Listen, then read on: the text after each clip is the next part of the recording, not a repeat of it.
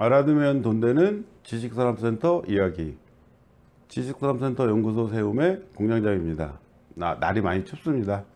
건강 유의하시는 날들 되시길 바라고, 자, 오늘은 그 지식산업센터라는 건물에 어떤 용도로 구성이 되어 있는지, 커다란 지식산업센터 안에 뭐 식당도 있고, 뭐 변호사 사무실도 있고, 뭐 창고도 있는 것 같고, 뭐 기숙사라는 것도 있고, 뭐 용도별로 이렇게 뭐 어떤 용도가 있습니다 라는 차원에서 저희는 이제 한 발짝 더 나가서 그 용도별 특징, 장점, 단점에 대해서 좀 자세하게 알아보는 시간을 갖도록 하겠습니다.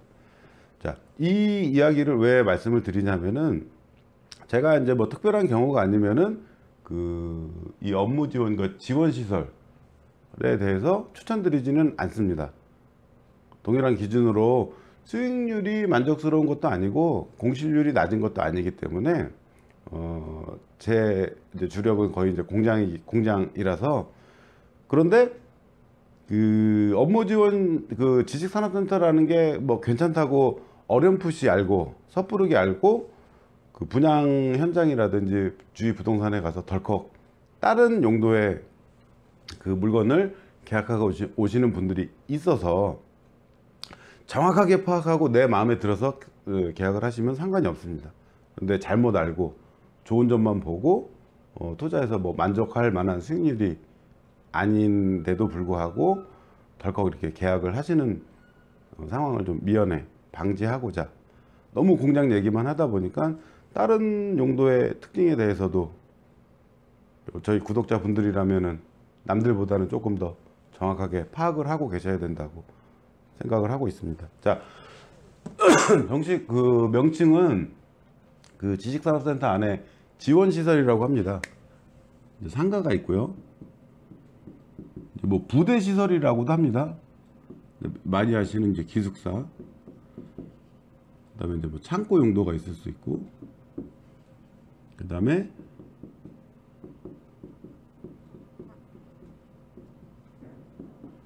업무 지원 시설, 오피스라고 불리우기도 하는 시설이 있습니다. 뭐 다른 거는 대체적으로 뭐 명도가 명확한데, 이 업무 지원 시설, 이번 시간에는 업무 지원 시설에 대해서 말씀드리는 시간을 갖도록 하겠습니다.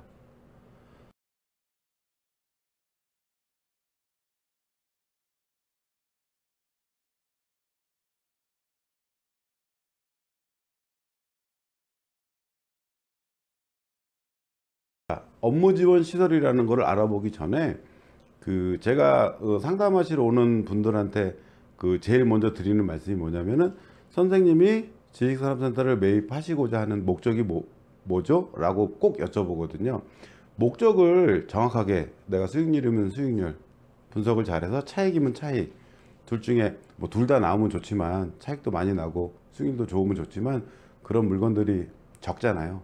그리고 그런 물건들이 딱 떴을 때 놓치지 않고 잡기 위해서 여러분이 지금 미리 공부를 해 두시는 거예요. 공부라고 하긴 그렇고 좀 알아봐 두시는 거예요. 알아봐 두시는 거예요. 그래야 진짜 좋은 물건이 나왔을 때 놓치지 않고 잡을 수 있기 때문이죠. 자, 수익률, 지식산업센터는 뭐 주력이 수익률입니다. 수익률이니까 거의 대부분 오시는 구독자분들이나 회원분들이 본인만의 수익률표가 다 있습니다. 이 수익률표 이야기는 나중에 시간이 되면은 조금 이제 자세하게 말씀드리는 시간을 갖고, 그 대신에 양식은 조금씩 다르더라도 똑같은 양식으로 어떤 부동산이 됐건 내가 수익률이 목적이라고 하면은 그 수익률표로 분석을 해 보시길 추천드립니다. 아니, 그렇게 하셔야 됩니다. 그래야 막연하게 장점만 보고 덜컥 계약해서 수익률이 생각보다 안 나오고, 그렇다고 차익이 발생하지도 않고, 그렇다고 이제 공실률이 적지도 않으니까 본인만의 그 수익률표로 수익률 분석을 꼭 해보시기를 추천드립니다. 자, 오늘은 이 업무 지원 시설의 일단 업무 지원 시설이라는 게 뭔지에 대해서 말씀을 드리겠습니다. 자, 업무 지원 시설은 그 지식산업센터라는 건물이 공장 부분이라서 그 산업단지 안쪽이나 바깥쪽이나 다 실사용하시는 분들은 산지법의 입주 자격을 준수해서 사용을 하셔야 됩니다. 자, 기본적으로 이제 간략하게 말씀드리면 제조업 이외에 입주 가능한 업종이 지식기반 산업 코드를 가지고 있는 업종들이 사용할 수가 있죠. 그런데 대표적으로 여러분들이 많이 하시는 업종 중에 공장 부분에 입주가 안 되는 업종이 있습니다. 도소매 서비스업, 무역업이 주변에 많은 업체들이지만 그 도소매업, 무역업만 가지고는 공장 부분에 입주가 불가능합니다. 그래서 그 산지법의 입주 자격을 준수 안 하고도 입주 이제 사무실로 사용할 수 있는 시설이 업무 지원 시설입니다. 대개는 그 건물 15층 건물이면 뭐 15층, 뭐 14층, 15층 꼭대기층에 있고 동을 아예 달리해서 있는 경우도 있습니다. 이 용도 자체가. 그리고 심한 경우에는 그 같은 층 겉에서 보면은 똑같은 건물인데 여기는 용도에 따라서 업무 지원 시설이고 여기는 공장 부분 이렇게 나눠져 있는 경우도 있습니다. 이거는 이제 공부상으로 확인을 하셔야 됩니다. 건축물 대장의 용도를 확인하시든지 분양 현장 같은 경우에는 그 팜플렛이나 계약 단계에서 보면은 그 계약서 옆에 용도가 반드시 명시하게끔 되어 있습니다.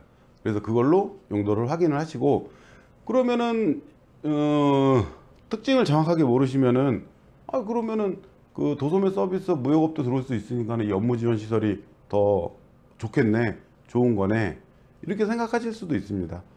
근데 이제 그 업무 지원 시설의 단점이 뭐냐면은 공장 부분하고 다르게 산업용 전력을 사용할 수 없고, 이 업무 지원 시설에 사용을 하시다가 그 공장 등록이 필요한 경우에는 공장 등록이 거의 불가능합니다. 그래서 그 쓰임새는 공장보다는 떨어지는 게 틀림없고, 이 부분을 조금 자세하고 확실하게 좀 생각을 해 두셔야 되는데, 자, 도소매 서비스업이라고 해서 그 지식산업센터 공장 부분에 못 들어가는 건 아니죠. 이게 무슨 뚱딴지 같은 소리야 라고 말씀하시는 분들이 계신데, 이걸 말씀드려도 되나? 그냥 많은 그 무역 업체들 도소매 서비스업이 지식기반 산업 코드로 사업을 한다고 사업 신청서를 내고 공장 부분에 많이 있습니다. 그 대표적으로 골프용품, 골프채 수입하는 업체들 같은 경우는 무역업이죠. 대표적으로 외국에서 무역해다가 파는 무역업. 그러면은 원칙적으로 따지면은 공장 부분에 입주가 안 되는 업종입니다. 그게. 그런데 뭐 피팅 기계 수리해주는 AS 기계 갖다 놓고 얼마든지 피해 나갈 수 있는 방법이 있습니다. 이런 것까지 뭐 자세하게 말씀드리지는 않을 거고, 그 다음에 그 관련 골프가 됐건 뭐 어떤 업종이 됐든지 간에 해당 어플이라든지 그 컴퓨터 프로그램을 만들게 되면은 공장 부분에 입주가 가능하게 됩니다. 그 전체 면적을 다 지식기반 산업 코드로 사용하라는 의미는 아닌 거거든요. 그러니까 피해 나갈 수 있는 방법이 있으니까 그렇게 따지면은 매입하시는 분들 입장에서 보면은 뭐 투자자도 뭐 대출 비율도 낮고 그렇다고, 자, A는 공장, AOC는 공장, 자, BOC는 업무 지원 시설. 근데 얘가 2만 원, 얘가 3만 원. 임대료 평당 임대료를 말씀드린 겁니다. 이렇게는 형성 안 됩니다. 거의 비슷합니다. 그러니까는 특징이 없다 보니까는 어찌 보면은 시행하는 쪽 입장에서 요즘에는 그래서 업무 지원 시설을 잘 안 짓죠. 인기가 별로 없어. 찾는 사람이 별로 없으니까, 수요가 별로 없으니까 공급이 안 되고 있는 겁니다. 그래서 이런 특징들을 조금 내부적으로 어떤 업종들이 있는지, 그러니까 이건 얘기하기 나름인 겁니다. 얘기하기 나름. 파는 사람이 자, 공장 부분에 못 들어가는 업종도 들어갈 수 있으니까 그게 장점입니다. 바꿔서 생각을 해보셔야죠. 그럼 산업용 전력도 못 쓰고, 산업용 전력도 못 쓰고, 임대료도 비슷하고, 대출 비율도 낮고, 당연히 수익률은 떨어지겠죠. 당연히 수익률은 떨어지겠죠. 그러니까 동일한 기준에서 요즘에 구로 같은 경우는 그러니까 여기 업무 지원 시설이 70% 정도까지 대출을 해줘요. 근데 공장 부분 지금 90% 대출을 해줍니다. 그러니까 같은 은행의 같은 동일한 조건이면은 대출 비율이 작은 건 틀림없습니다. 요거를 숙지를 하시고 염두에 두시고 그 업무 지원 시설을 바라보시길 바라겠습니다. 자, 감사합니다.